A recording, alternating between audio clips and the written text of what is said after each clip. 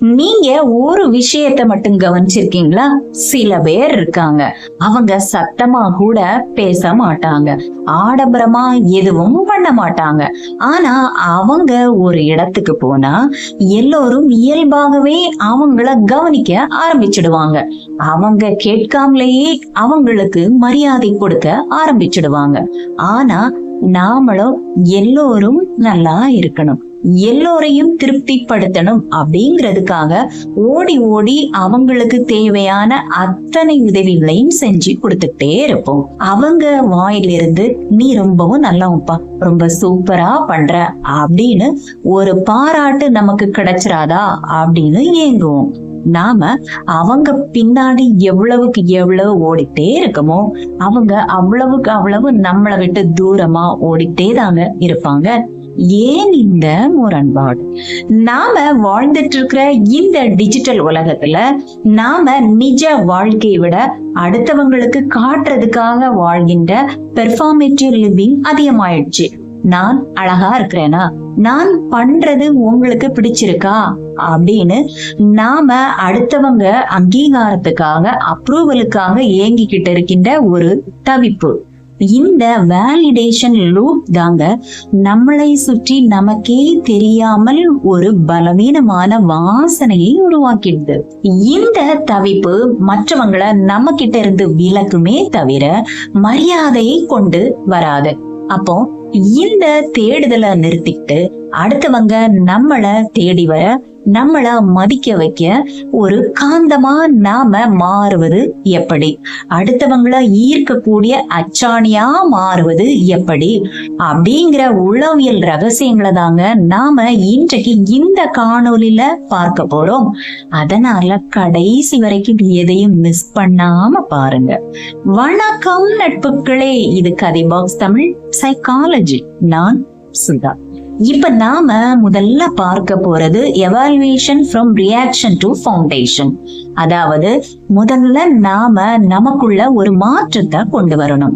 அதாவது அடுத்தவங்க பண்ற விஷயங்களுக்கு நாம உடனே ரியாக்ட் பண்ற அந்த பலவீனமான மனநிலையிலிருந்து மாறி ஒரு வலுவான அடித்தளத்தை, ஒரு ஃபவுண்டேஷனை உருவாக்கணும்.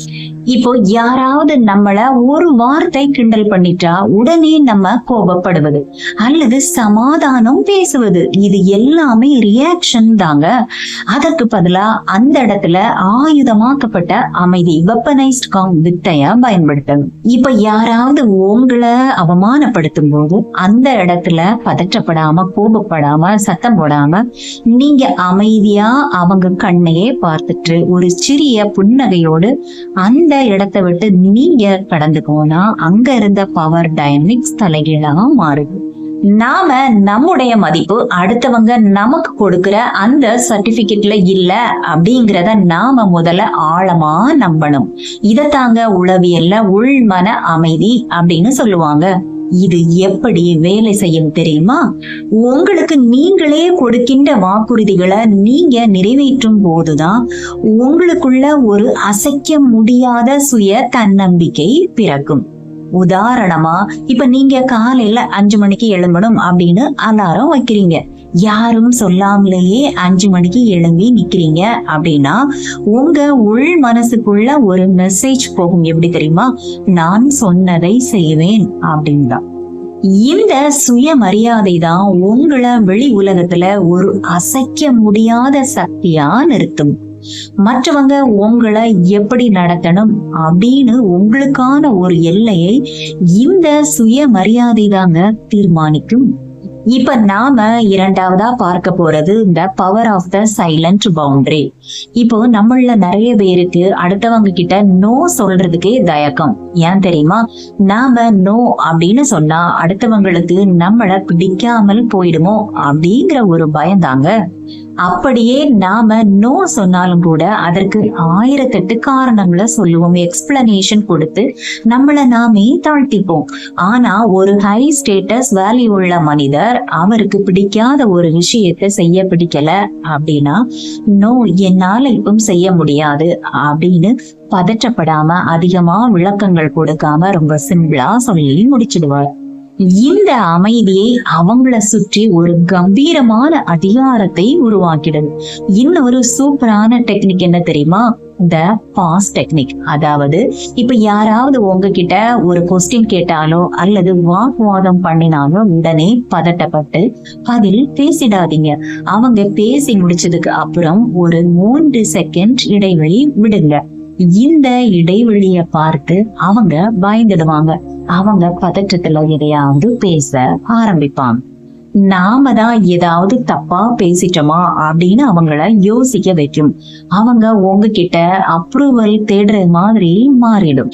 இப்ப நாம 3வதா பார்க்க போறது ப்ரொஜெக்டிங் எஃபோர்ட்லெஸ் அத்தாரிட்டி. அதாவது நம்முடைய பாடி லாங்குவேஜ் எப்படி இருக்கணும் தெரியுமா?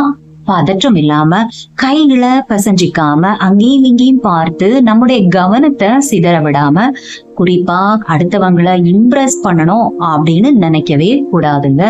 ஒரு அச்சாணி மாதிரி இருப்பவரோட பாடி லாங்குவேஜ் எப்படி இருக்குன்னு தெரியுமா? ரொம்ப அமைதியா நிதானமான அசைவுகளோடு அவங்க ரொம்ப சத்தமா பேச மாட்டாங்க. ஆனா ரொம்ப தெளிவா சுருக்கமா பேசுவாங்க. அப்படி பேசும்போது அவங்க ஒரு விஷயத்த ஞாபகம் வச்சுப்பாங்க. Outcome independence. அதாவது அந்த இடத்துல அப்பொழுது அவங்க பேசுற அந்த வார்த்தைகள் அடுத்தவங்களுக்கு பிடிக்குமா பிடிக்காதா, அல்லது அடுத்தவங்க என்ன பற்றி தப்பா நினைச்சிருவாங்களோ அப்படிங்கிற ஒரு பயத்துல இருந்து அவங்க முழுமையா வெளியே வந்துடுவாங்க. இது அவங்களுக்கு ஒரு அசைக்க முடியாத மிகப்பெரிய தன்னம்பிக்கையை கொடுக்கும். அவங்க அவங்களாதாங்க எப்பொழுதும் இருப்பாங்க. இந்த ஒரு விஷயம் தாங்க அவங்கள காந்தமா மாத்துது. அடுத்தவங்கள அவங்க பக்கம் தானாகவே ஈர்க்குது. அடுத்தவங்க கவனத்தை ஈர்க்க சத்தமா கத்தி பேசுற கூட்டத்துக்கு நடுவுல தன்னுடைய அமைதியாலேயே மரியாதையை கட்டளையிடுகின்ற இந்த குணம், குவைட் கமாண்ட் ஆஃப் ரெஸ்பெக்ட், இதுதாங்க உண்மையான சூப்பர் பவர். நீங்க முழுமையா அந்த நொடியில அங்க வாழும் பொழுது மற்றவங்களுக்கு உங்க மேல ஒரு தனி ஈர்ப்பு வர்றத நீங்க கண்கூடாவே பார்க்க முடியும். இப்ப நாம 4வதா பார்க்க போறது பிகமிங் த இர்ரெசிஸ்டிபிள் மேக்னெட். அதாவது நீங்க உங்களை எந்த அளவுக்கு ஒரு முழுமையான மனிதரா நினைச்சு மதிச்சு வாழ ஆரம்பிக்கிறீங்களோ அந்த அளவுக்கு மக்களும் உங்களை நோக்கி ரொம்ப இயல்பா அதிகமா ஈர்க்கப்படுவாங்க. ஏன்னா தங்களுக்குள்ளே அமைதியா இருக்கிற ஒரு மனிதரை பார்க்கும் பொழுது எல்லோருக்கும் ஒரு நிம்மதி பிறக்கும். இப்படி நீங்க அமைதியா இருக்கும் பொழுது ஒருவேளை உங்களுக்கு பொது வெளியில் ஒரு அவமரியாதை அல்லது சோசியல் ரிஜெக்ஷன் ஏற்பட்டு அப்படின்னா உங்களுடைய காந்த தன்மையை எப்படி காப்பாற்றுறது அப்படின்னு யோசிக்கிறீங்களா? அப்படின்னா இங்கதாங்க நீங்க இந்த ஸ்டோயிக் ரகசியத்தை பயன்படுத்தணும். இப்போ உங்களை நோக்கி ஒரு விமர்சனம் வருது அப்படின்னா நீங்க அத உங்க உள் மனசுக்குள்ள எடுத்துக்கவே கூடாதுங்க. அப்படி எடுக்கல அப்படின்னா அது உங்களை ஒன்றுமே செய்யாதுங்க. மற்றவங்க உங்களை காயப்படுத்தணும் அப்படின்னு நினைச்சுக்கிட்டு ஒரு விஷயத்த செஞ்சாங்க அப்படின்னா நீங்க காயப்படாம அந்த விஷயத்த ரொம்ப அசால்ட்டா கையாண்டா அந்த இடத்துல அவங்க தோத்து போறாங்க. உங்களுடைய மதிப்பு உங்க கையில தாங்க இருக்கு. நம்மள மதிக்காதவங்க பின்னாடி நாம ஏங்க ஓடணும்? ஒரு விஷயத்த மட்டும் ஞாபகம் வச்சுக்கோங்க, அடுத்தவங்க அங்கீகாரத்துக்காக ஒரு நாளும் தவிக்காதீங்க. உங்களுடைய அமைதி, உங்களுடைய ஒழுக்கம், உங்களுக்கான எல்லைகள், இதுதான் உங்களுக்கான அடையாளம். நீங்க யாருன்னு யாருக்கும் நீங்க நிரூபிக்க வேண்டிய அவசியமே இல்லைங்க. நீங்க நீங்களா இருந்து நேர்மையா கம்பீரமா வாழும்போது நீங்க ஒரு காந்தமா மாறிடுவீங்க. எல்லோரும் உங்களை நோக்கி ஈர்க்கப்படுவாங்க. உலகமே உங்க பின்னாடி வர ஆரம்பிக்கும். அதனால நட்புகளை நீங்க மரியாதையை தேடி ஓடாதீங்க. மரியாதை உங்களை தேடி வர்ற அளவுக்கு உங்களுடைய தகுதியை உயர்த்திக்கோங்க. இந்த சிந்தனை உங்களுக்கு எல்லாம் பிடிச்சிருந்துச்சுன்னா லைக் பண்ணுங்க. உங்களுடைய கருத்துக்களை கமெண்ட் பாக்ஸ்ல தெரியப்படுத்துங்க. உங்களுடைய சப்போர்ட் தான் எனக்கு மிகப்பெரிய மோட்டிவேஷன். இதை போல தொடர்ந்து வரணும்னா கதை பாக்ஸ் தமிழ் சேனலை சப்ஸ்கிரைப் பண்ணிக்கோங்க.